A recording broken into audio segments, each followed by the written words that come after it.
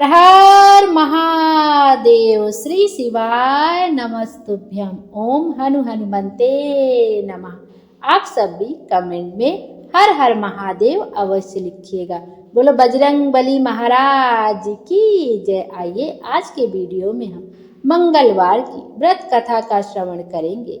मंगलवार के दिन हनुमान जी की विशेष कृपा पाने के लिए मंगलवार का व्रत किया जाता है। मंगलवार के दिन हनुमान जी को लड्डू का भोग अवश्य लगाना चाहिए। उन्हें लड्डुओं का भोग बहुत अधिक प्रिय है। आइए अब मंगलवार की व्रत कथा का श्रवण करते हैं। एक बुढ़िया माई थी। वह मंगल देवता को अपना इष्ट देवता मानकर सदैव मंगलवार का व्रत रखती और मंगल देव का पूजन किया करती थी। उसका एक पुत्र था जो मंगलवार को उत्पन्न हुआ था। इस कारण उसको मंगलिया के नाम से बुलाया करती थी। एक दिन मंगल देवता उसकी श्रद्धा को देखने के लिए उसके घर साधु का रूप बनाकर आए और द्वार पर आवाज दी। बुढ़िया ने कहा, महाराज क्या आज्ञा है? साधु महाराज कहने लगे कि बहुत भूख लगी है, भोजन बनाना है। इसके लिए तू थोड़ी सी पृथ्वी लीप दे तो तेरा पुण्य होगा।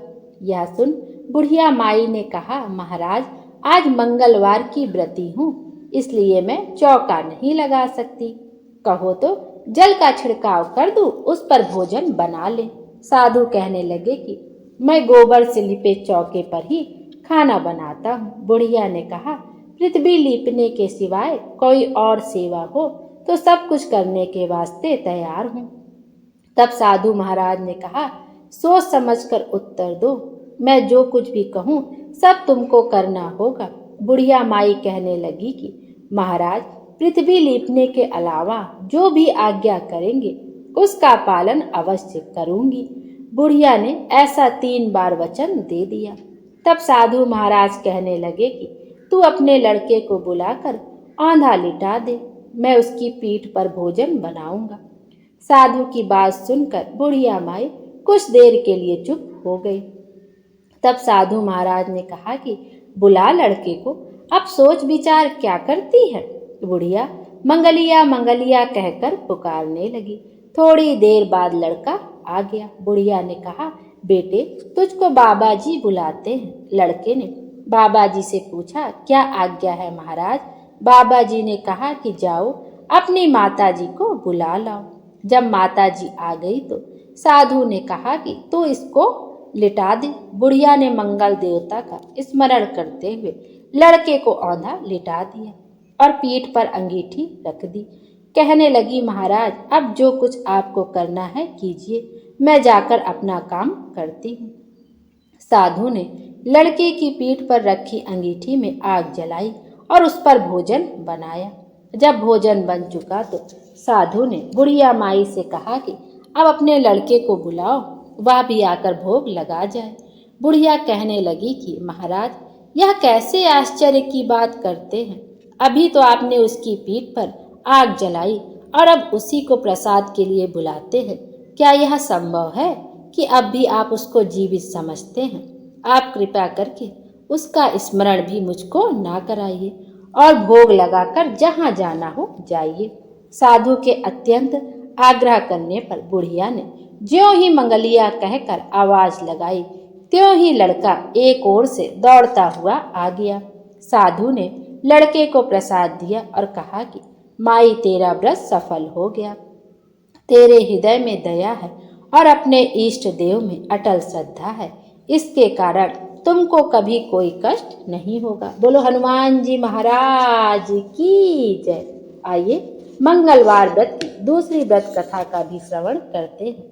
एक बार ब्राह्मण दंपत्ति के कोई संतान न थी, जिसके कारण पति पत्नी बहुत दुखी रहते थे। वह ब्राह्मण हनुमान जी की पूजा करने हेतु वन में चला गया। वह पूजा के साथ महावीर जी से एक पुत्र की कामना प्रकट किया करता था। घर पर उसकी पत्नी मंगलवार का व्रत पुत्र प्राप्ति के लिए किया करती थी। मंगल के दिन व्रत के अंत में भोजन बनाकर हनुमान जी को भोग लगाने के बाद स्वयं भोजन करती थी। एक बार कुटुंब में विवाह के कारण ब्राह्मणी भोजन न बना सकी, अतः हनुमान जी को भोग भी नहीं लगा।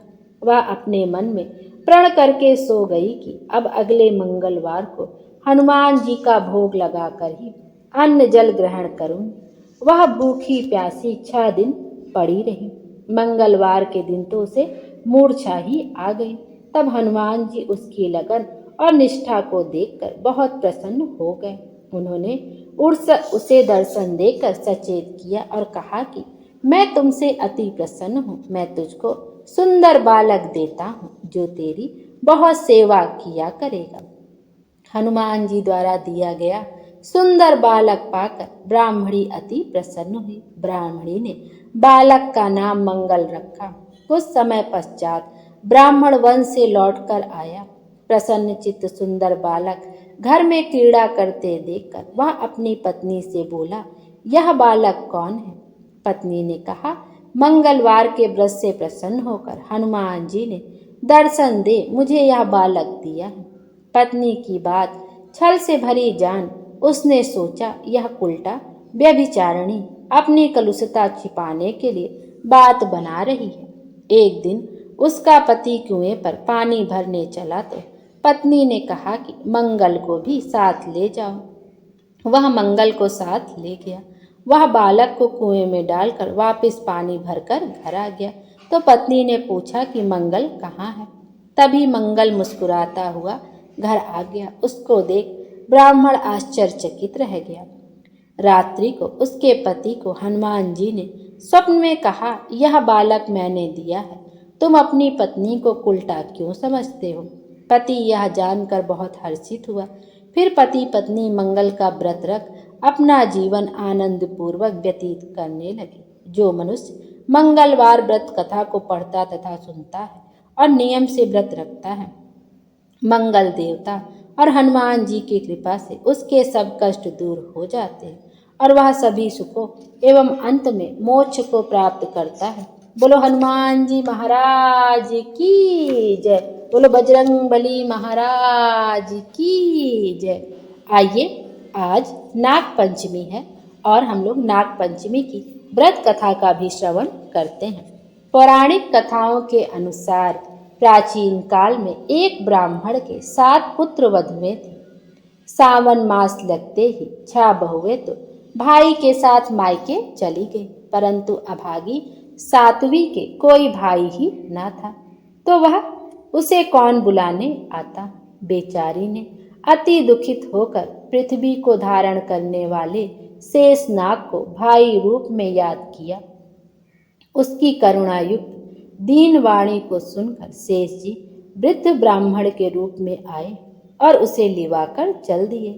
थोड़ी दूर रास्ता तय करने पर उन्होंने अपना असली रूप धारण कर लिया। तब फन पर बैठाकर नागलोक पाताल ले गए। वहां वह निश्चिंत होकर रहने लगी। पाताल लोक में जब वह निवास कर रही थी, उसी समय शेष जी की कुल परंपरा में नागों के बहुत से बच्चों ने जन्म लिया। उन नाग बच्चों को सर्वत्र विचरण करते देख शेष नाग रानी ने उस वधु को पीतल का एक दीपक दिया तथा बताया कि इसके प्रकाश से तुम अंधेरे में भी सब कुछ देख सकोगी। एक दिन अकस्मात उसके हाथ से दीपक नीचे टहलते हुए नाग बच्चों पर गिर गया।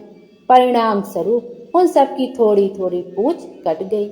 यह घटना घटित होते ही कुछ समय बाद वह ससुराल भेज दी गई। जब अगला सावन आया तो वह वधु दीवाल पर नाग देवता को उकेर कर उनकी विधिवत पूजा तथा मंगल कामना करने लगी।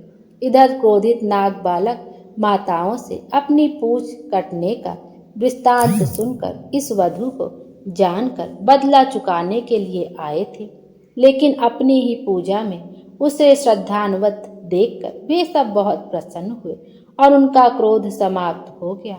बहन स्वरूपा उस वधु के हाथ से प्रसाद रूप में उन नागों ने दूध तथा चावल भी खाया।